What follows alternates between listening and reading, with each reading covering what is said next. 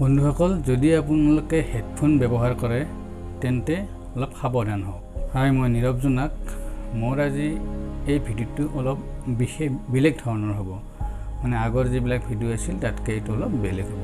মই আজি এডাল হেডফোনৰ বিষয়ে ক'ব বিচাৰিছোঁ। তো আপুনি ভিডিঅ'টো চোৱাৰ আগতে চেনেলটো ছাবস্ক্ৰাইব কৰি দিব, লাইক কমেণ্ট, আৰু যদি ভিডিঅ'টো ভাল লাগে তেন্তে আপুনি শ্বেয়াৰ কৰি দিব। আহক ভিডিঅ'টোলৈ আগবাঢ়ো। বন্ধুসকল, আপোনালোকে মোবাইল ব্লাষ্ট হোৱা শুনিছে। চাৰ্জত লগাই থওঁতে হয়তো কেতিয়াবা ব্লাষ্ট হৈছে, পকেটত লৈ থাকোঁতে হয়তো কেতিয়াবা ব্লাষ্ট হৈছে, কিন্তু হেডফোন ব্লাষ্ট হোৱা শুনিছেনে? নিশ্চয় শুনা নাই।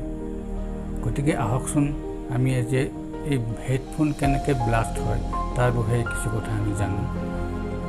মোবাইল ব্লাষ্ট হৈ থকা তেনেকুৱা ঘটনা আমি দুই এটা শুনিছোঁ, কিন্তু আজি এটা এনেকুৱা ভয়ানক খবৰ আহিছে যে হেডফোনৰ ব্লাষ্ট হৈ এজন যুৱকৰ মৃত্যু ঘটিছে। কথাটো কিবা শুনিয়ে ভয় লাগে, নহয়নে? হেডফোনৰ ব্লাষ্ট, ই সঁচা বন্ধুসকল। জয়পুৰত এনেকুৱা ঘটনা এটা ঘটিছে। এই ভিডিঅ'টো বৰ ইম্পৰ্টেণ্ট হয়, গতিকে সকলোৱে ভিডিঅ'টো শেষলৈকে চাব। ভিডিঅ'টোত মই বুজাব বিচাৰিছোঁ যে কিহৰ বাবে হেডফোনৰ ব্লাষ্ট হয় আৰু কিহৰ বাবে ইমান ডাঙৰ ঘটনা এটা হৈ গ'ল। এইটো ঘটিছিল জয়পুৰৰ এখন গাঁৱত। ৰাকেশ নামৰ ল'ৰা এজনে পঢ়ি থাকোঁতেই তেওঁ ব্লুটুথ হেডফোন কাণত লৈ আছিল। তাতে তেওঁৰ হেডফোনডাল ব্লাষ্ট হৈ যায় আৰু তেওঁ লগে লগে মাটিত ঢলি পৰে।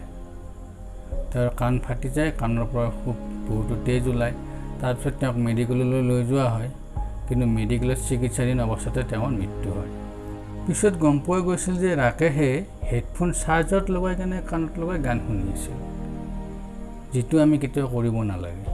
চাৰ্জত লগাই কেতিয়াও মোবাইলেই হওক বা হেডফোনেই হওক ইউজ কৰিব নালাগে। মই জনাত আমাৰ ভাৰতত এইটোৱেই ব্লুটুথ হেডফোন ব্লাষ্ট হোৱাৰ প্ৰথম ঘটনা। কেইবছৰমান আগৰ ঘটনা। চাইনাৰ পৰা এগৰাকী মহিলাই অষ্ট্ৰেলিয়া অভিমুখে গৈ আছিল। তেওঁৰ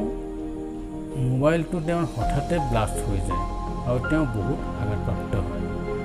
আঘাতপ্ৰাপ্ত হ'লেও তেওঁ কিন্তু পিছত বাচি যায়, একো অসুবিধা নহ'ল।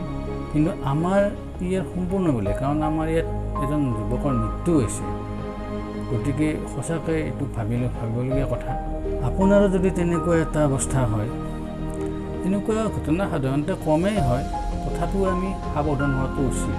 প্ৰথম কথা, আপুনি এই সস্তীয়া ৰাস্তাৰ কাষত ফুটপাথত পোৱা সেইবিলাক হেডফোন ইউজ নকৰে। সেইবোৰ হেডফোন একেবাৰে 50 টকীয়া 100 টকীয়া দামী হেডফোন।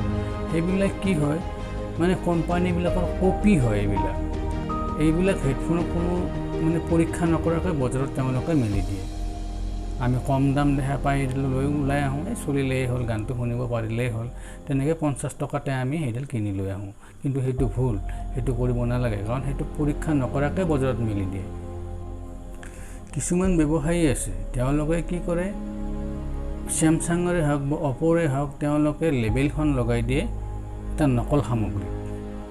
আৰু কিছুমান নজনা মানুহ থাকে, চেক কৰিব নজনা মানুহ থাকে, তেওঁলোকে এটা চেমচাং হয়, অপ'ৰে হয় বুলি ভাবি তেওঁলোকে কিনি আনে।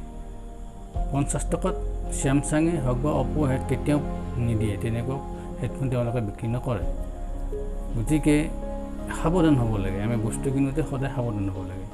কম দাম দেখা পাই তাক উঠাই আনি আমি ব্যৱহাৰ কৰিব নালাগে।